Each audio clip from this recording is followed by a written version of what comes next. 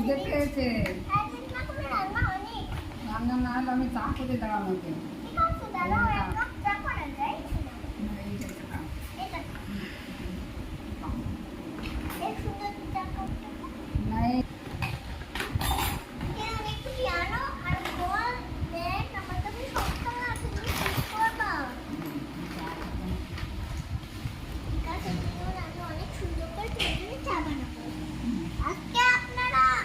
দেখবেন আমার পুরো ভিডিওটা, ঠিক আছে?